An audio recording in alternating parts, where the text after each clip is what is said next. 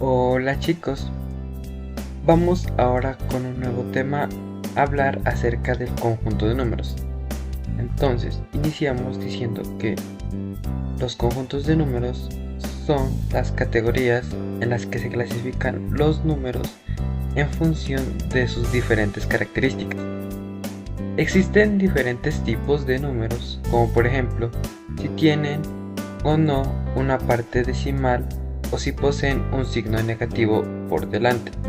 Los conjuntos de números son, en otras palabras, los tipos de números que las personas tenemos a nuestra disposición para realizar operaciones tanto del día a día como a nivel más sofisticado. Empezamos con los números naturales. Son aquellos los cuales toman intervalos discretos de una unidad y empieza con el número 1 extendiéndose hasta el infinito. Una forma de distinguir estos números es como aquellos los cuales los utilizamos para contar.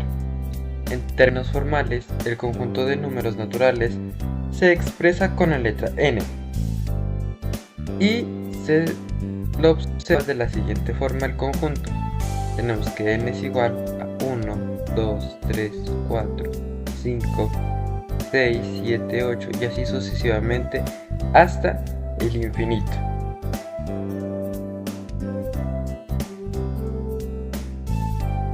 Ahora continuamos con los números enteros.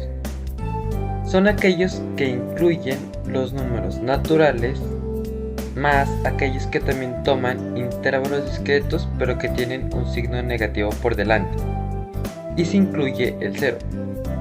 Lo podemos expresar de la siguiente manera: z es igual al conjunto de los números que van desde menos infinito hasta 0 de 1 en 1 de manera negativa y de 0 hasta infinito de 1 en 1 de manera positiva. Aquí cabe resaltar que entre más se aleje del 0 hacia la izquierda, el número es más pequeño, y en caso contrario, entre más se aleja del 0 hacia la derecha, el número es más grande.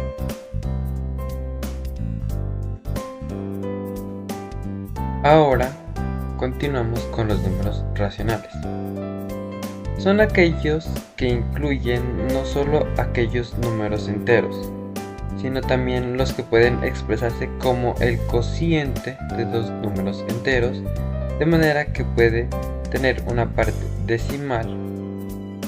El conjunto de números racionales puede expresarse de la siguiente forma: q es igual a z sobre z. Esto quiere decir que si por ejemplo nosotros tenemos un número, ya sea positivo o negativo en el numerador o tanto en el numerador, esto va a representar lo que comúnmente se conoce como fracción o número fraccionario. Conviene señalar que la parte decimal de un número racional puede repetirse indefinidamente, caso en el cual se le denomina periódico. Así pues, puede tratarse de un periódico puro cuando la parte decimal contiene uno o más números que se repiten hacia el infinito, o un periódico mixto cuando después de la coma decimal hay algún número o algunos números que no se repiten, mientras que el resto sí se prolonga al infinito.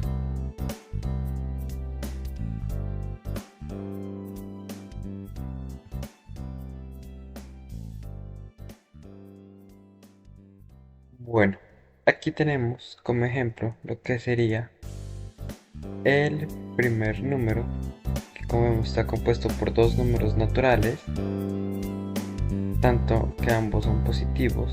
Aquí tenemos de la misma manera, pero esta vez son negativos. Aquí tenemos lo que es un número donde en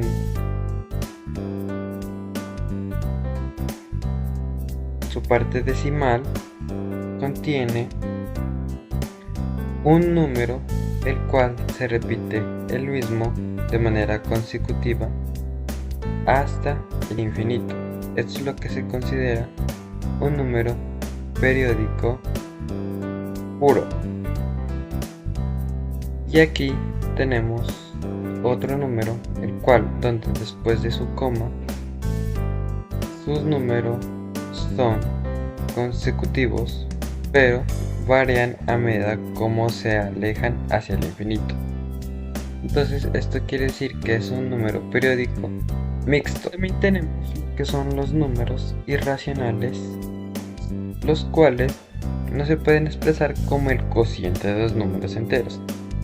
Tampoco se puede especificar una parte periódica que se repite, aunque se extiende hasta el infinito.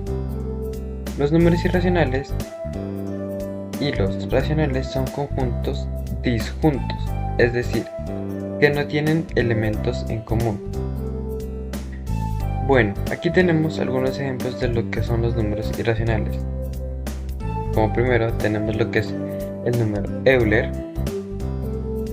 que es el número 2.71, 82, 82 y así de manera consecutiva hasta el infinito, así como el número pi, que también es un número 3.14, 15, 92, 65 y así de manera consecutiva para diferentes números, de los cuales no se tiene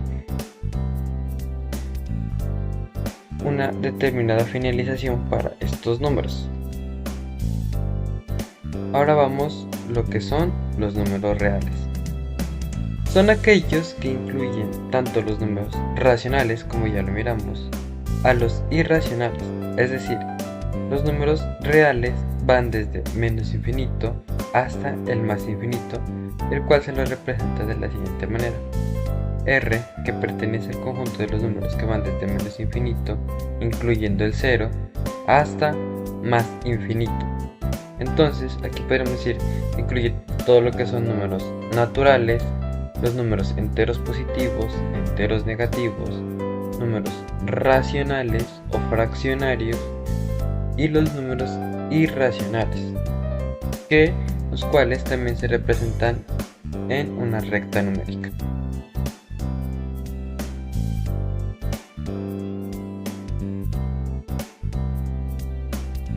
Los números imaginarios son aquellos del cual se basa como el producto de cualquier número real por una unidad imaginaria, es decir, por la raíz cuadrada de menos 1. Los números imaginarios pueden expresarse de la siguiente manera: m, donde es un número imaginario, es igual a r, siendo un número real, y la unidad imaginaria i, que se representa por la raíz de menos 1. Cabe recalcar que los números imaginarios no forman parte de los números reales, sino son una distinción aparte de los conjuntos de números que anteriormente habíamos observado. Aquí vamos con un ejemplo. Si bien tenemos que m es igual a la raíz de menos 25, ¿qué pasa?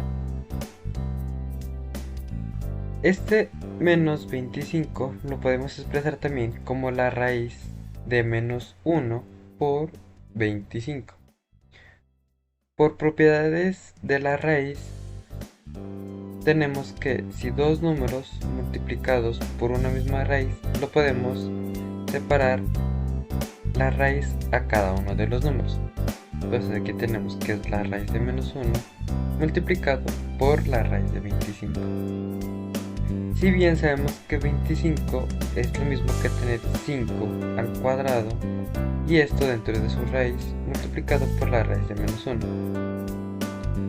Como ya lo vimos, i es la unidad imaginaria, o es lo mismo que decir que raíz de menos 1.